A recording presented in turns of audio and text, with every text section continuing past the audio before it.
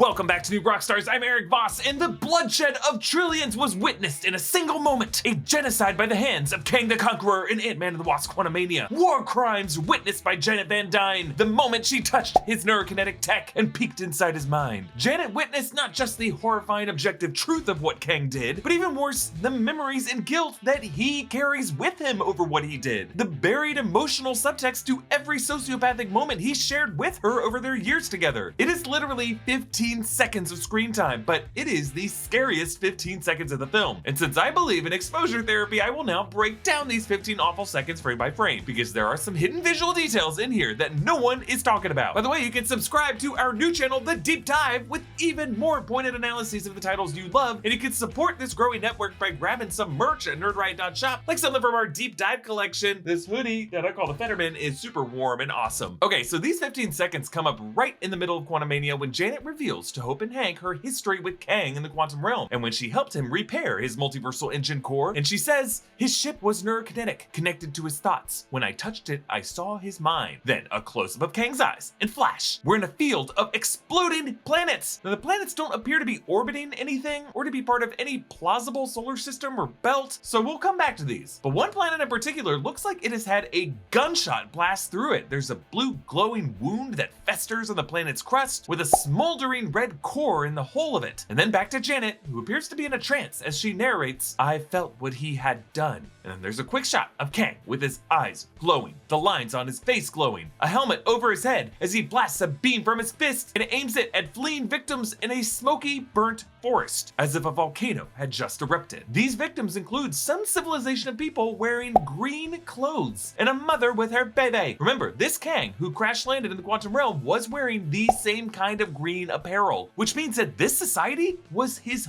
home people, the families this Kang had spent some time with before betraying them and burning them out of time. This tells us one of two things. Either A, this Kang started his conquest as a member of this society, and when he decided to begin his warpath to destroy all timelines that threaten the multiverse with incursions, he started with his own people. Or B, this Kang would migrate from civilization to civilization, from timeline to timeline, like that traveling vagabond Victor Timely, or more realistically, like a fucking serial killer, assimilated into each society, gained their trust while he learned about them and their timeline's relationship with the multiverse, and then one day snapped and massacred them. Both options equally terrifying. Here we see Kang screaming as he emits a shockwave that wipes out every tree, every rock, every person in the vicinity. Blue fire throws some guys off their feet, and one screaming fella suffers fire burning through his face, his eyes, his cheeks, his teeth, until he becomes fully ash. It's not too dissimilar to the moments Kang blasts people in the quantum realm in the final battle, their bodies vaporizing. Janet's narration continues. Entire worlds, entire timelines gone like they never even existed. And now things get really messed up because those planets we saw before completely explode, not just on their own. Now we see giant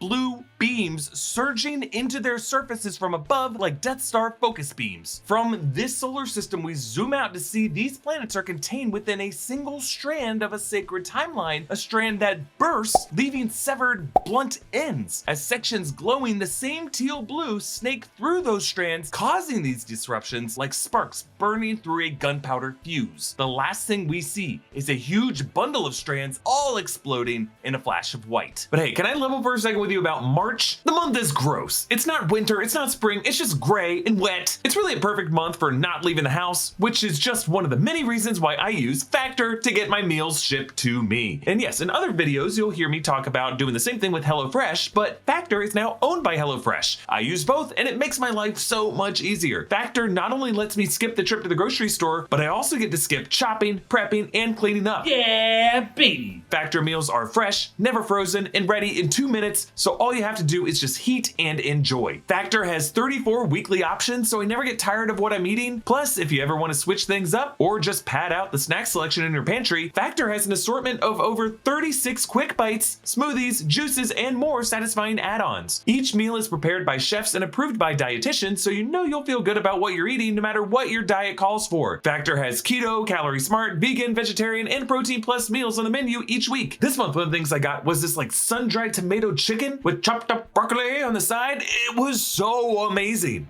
Yum. I said yum before I bit into it. because I knew how damn good it would be. It's actually really good.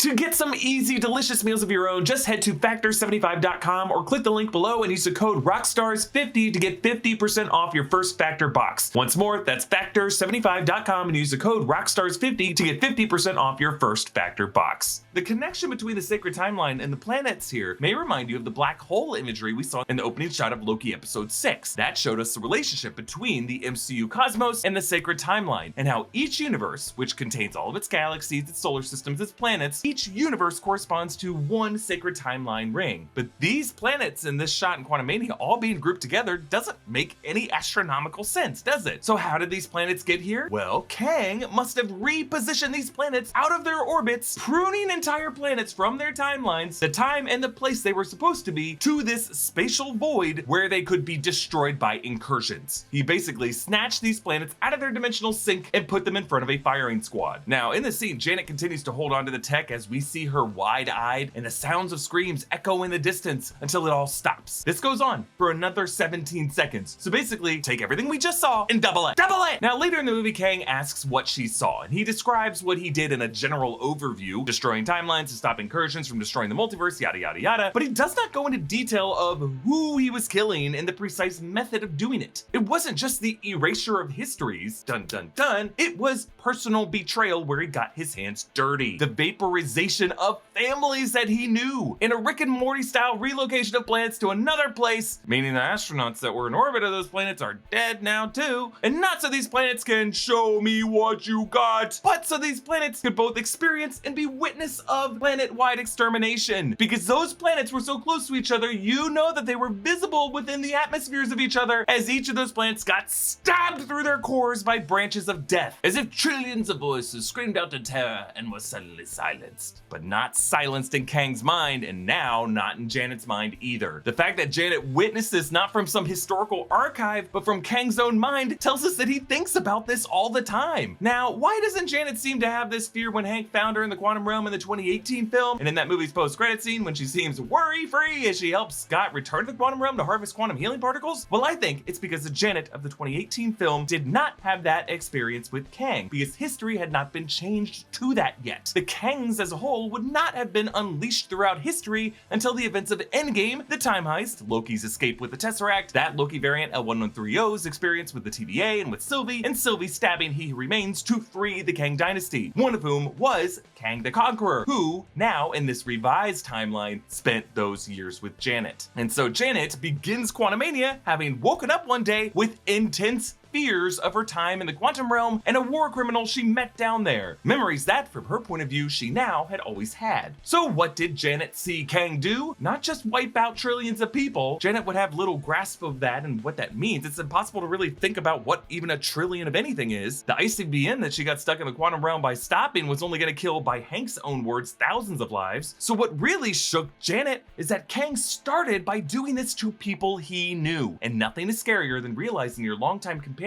sitting right beside you is capable of that kind of betrayal. Hey, a reminder to subscribe to our new channel, The Deep Dive, and you can support us by grabbing something from the Deep Dive collection on nerdriot.shop. You can follow me on Instagram and Twitter at EA Voss, follow New Rockstars, and subscribe to New Rockstars for more analysis of everything you love. Thanks for watching. Bye.